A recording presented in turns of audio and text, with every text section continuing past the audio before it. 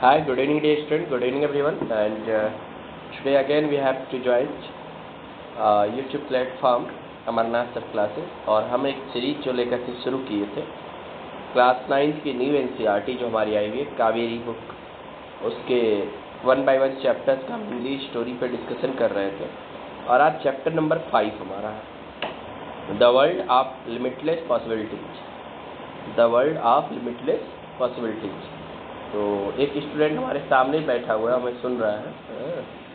तो हम लोग इस चैप्टर को कंटिन्यू करेंगे और उसके साथ साथ हम लोग देखेंगे कि इस चैप्टर में क्या स्टोरी। उससे पहले अगर आप पहली बार चैनल पे हैं तो चैनल को कर लीजिए फॉलो, वीडियो को कर लीजिए लाइक और अपने फ्रेंड्स के साथ करिए शेयर, ताकि जब भी हम नेक्स्ट वीडियो अपलोड करें आपको यहाँ से मिल सकता है, क्योंकि यहाँ से 9, 10, 11, 12 की complete Hindi plus complete English आपको यहाँ से मिलेगा पढ़ने के लिए और बेहतर तरीके से मिलेगा। तो इस नाते अगर आप बोर्ड प्रिपरेशन स्टूडेंट हैं तब भी जुड़े रहिए, आपको यहाँ से बेनिफिट मिलने वाला है। चलिए टाइम को ज़्यादा ना ख़राब करते हुए क्लास को कंटिन्यू करते हैं। थोड़ा सा हमारा गला डिस्टर्ब हो गया है कफ एंड कोल्ड के वजह से, तो नो इश्यू। आप लोग हमारे वॉइस को सुन पा रहे होंगे, मैं थोड़ा सा मैक्सिमम कर दे रहा हूँ जितना वॉइस की पॉसिबिलिटी है। तो स्टार्ट करते हैं आज का जो चैप्टर है the world of limitless possibilities. ठीक है, चलिए। क्या आपने कभी सोचा है कि क्या होता है जब अविश्वसनीय एथलीट बाधाओं को मात देते हैं?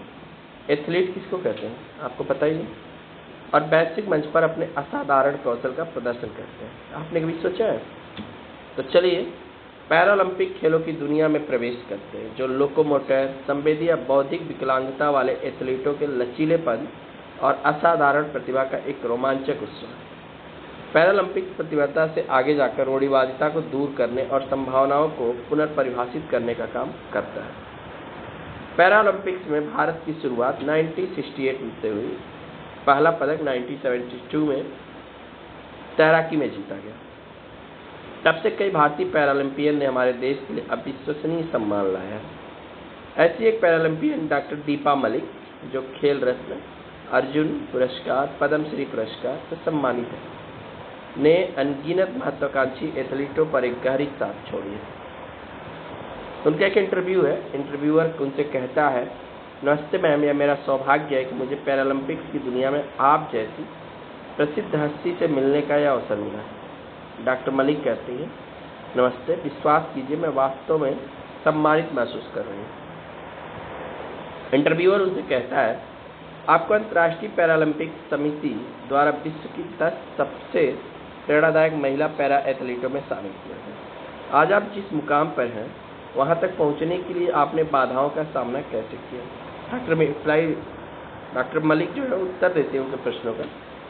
वो कहते हैं कि मेरी उम्र 29 साल थी जब एक भयानक ट्रेजेडी ने मुझे घेर लिया और मुझे रीढ़ की हड्डी के ट्यूमर होने का पता था। मेरी सर्जरी हुई, लेकिन दुर्भाग्य ने फिर से अपना क्रूर रूप दिखाया।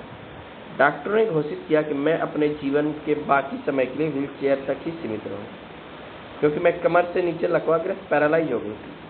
मेरे पास 2 विकल्प थे, अपने जीवन को पछतावे में बर्बाद करना या इसे असीमित संभावनाओं की दुनिया में बदलना। डॉक्टर मलिक कहती हैं, मुझे खेल पसंद है और मैं तैराक भी, इसलिए मैंने पैरा एथलेटिक्स में जाने का फैसला किया। इस तरह मेरी पैरालंपिक्स यात्रा शुरू हुई। मेरी सफलता का क्षण 2016 के रियो पैरालंपिक खेलों में आया, जब मैंने 60 फुट स्पर्धा में रजत पदक जीता। पीछे मुड़कर देखने पर मुझे लगता है कि यह व्यक्तिगत जीत का क्षण था, लोगों की सोच बदलने की दिशा में एक बड़ा कदम था। इंटरव्यूअर फिर कहती हैं, आप एक पथ प्रदर्शक हैं। एथलेटिक्स में एशियाई खेलों का पदक जीतने वाली पहली भारतीय महिला पैरा एथलीट। आप किसी भी खेल में भारत की पहली महिला पैरालंपिक पदक विजेता भी है और इन प्रथम उपलब्धियों की सूची कभी खत्म नहीं होती। आपको कभी प्रतिष्ठित पुरस्कारों से भी नवाजा गया है। इन उपलब्धियों का आपने या आपके लिए क्या मायने हैं? डॉक्टर मलिक कहती हैं, मैं सच में उन तमाम प्रशंसाओं और सम्मानों की सराहना करती हूँ जो मुझ पर बरसाए गया, मुझे दिए गए। ये उपलब्धियाँ मेरे इस विश्वास का प्रमाण है कि शारीरिक सीमाएं किसी व्यक्ति की क्षमता को तय नहीं करती हैं। इसके अलावा मैं विकलांगता से परे क्षमता की विचारधारा की समर्थक हूँ। इंटरव्यूअर उनसे क्वेश्चन करते हैं, यह विश्वसनीय है? क्या आप अपनी यात्रा में सामने आई चुनौतियों और उसे कैसे पार किया, इसके बारे में कुछ साझा कर सकते हैं? डॉक्टर मलिक कहते हैं, मेरे लिए एक महत्वपूर्ण चुनौती सामाजिक धारणाएं थी। लोग अक्सर मेरी क्षमताओं को कम आंकते थे। इसे पार पाने के लिए न केवल शारीरिक शक्ति बल्कि मानसिक दृढ़ता की भी आवश्यकता थी। मैंने चुनौतियों को अपनी क्षमताओं को साबित करने के अवसरों के रूप में स्वीकार किया। मेरे परिवार के सहयोग और मेरे साहस ने मुझे बाधाओं को सफलता की सीढ़ियों में बदलने की शक्ति दी। इंटरव्यूअर उनसे कहती हैं, आपकी कहानी वास्तव में दृढ़ संकल्प की शक्ति का एक प्रमाण है। आप कैसे मानते हैं कि खेल और पैरालंपिक सामाजिक रूढ़िवादिता को चुनौती देने में योगदान दे सकते हैं? आपके जीवन में पैरालंपिक्स का क्या प्रभाव पड़ा है? डॉक्टर मलिक कहती हैं, सच कहूँ तो मुझे लगता है कि खेल, विशेष रूप से पैरालंपिक में रूढ़िवादिता को चुनौती देने और विकलांगता के प्रति दृष्टिकोण बदलने की असाधारण क्षमता है। जब लोग पैरा एथलीटों की शक्ति, कौशल और प्रतिस्पर्धा भावना को देखते हैं तो यह पूर्ण धारणाओं को तोड़ता है। जो पहले से उनके मन में एक धारणा बन गई होती है कि भाई विकलांग लोग कुछ नहीं कर सकते, उनको तोड़ देते हैं। पैरालंपिक्स ने मुझे जीवन का एक नया अवसर दिया है और सीमाओं को पार करने में मेरी मदद की। इसने मुझे एहसास कराया है कि विकलांग व्यक्ति भी उतने ही सक्षम हो सकते हैं जितने कि शारीरिक रूप से सक्षम है, बल्कि शायद उनसे भी अधिक। इंटरव्यूअर का क्वेश्चन आता है कि पदकों से अगर परे, पदक से हट के अगर बात की जाए तो आप समावेशिता और सुलभता के लिए एक मुखर आवाज बन रही हैं। आप विकलांगता के अधिकारों और समावेशिता की वकालत करने में अपनी भूमिका को कैसे देखती हैं? डॉक्टर मलिक कहती हैं, वकालत मेरे मिशन का अभिन्न अंग है। मैं चुनौतियों का सामना कर रहे व्यक्तियों के मानसिक स्वास्थ्य को मजबूत करने और बाहरी खेलों और साहसिक गतिविधियों के माध्यम से महिलाओं को सशक्त बनाने के कार्य में दृढ़ विश्वास रखती हूँ। मैं निम्न सामाजिक आर्थिक वर्ग के लोगों की भी मदद करती हूँ और पैरा खिलाड़ियों को उदाहरण प्रदान करती हूँ। मेरा मानना है कि युवा ही आने वाले कल की आवाज़ है, इसलिए हम विभिन्न स्कूलों और कॉलेजों में विकलांगता, खेल जागरूकता और वकालत सत्र आयोजित करते हैं। मेरा लक्ष्य एक ऐसे समाज बनाने में योगदान देना है जहां हर किसी को उनके शारीरिक क्षमता चाहे जो भी हो सम्मान के साथ देखा जाए और सफल होने के समान अवसर दिए। इंटरव्यूअर का फिर क्वेश्चन आता है, अंत में उन व्यक्तियों के लिए आपकी क्या सलाह है जो चुनौतियों या बाधाओं का सामना कर रहे हैं, विशेष रूप से वे जो दिव्यांग हैं और अपने लक्ष्य को प्राप्त करने की आकांक्षा रखते हैं? डॉक्टर मलिक कहती हैं, मैं कहूँगी हर असफलता आपकी शक्ति साबित करने का एक अवसर है। अपने आसपास एक सहायक प्रणाली रखें, खुद पर विश्वास रखें और अपनी यात्रा को दूसरों के लिए प्रेरणा बनने दें। याद रखें, अक्षमता कोई सीमा नहीं है, यह एक अनूठी शक्ति है जो बाहर आने का इंतजार कर रही है। इंटरव्यूअर फिर कहते हैं, आपने विचार साझा करने के लिए आपका धन्यवाद।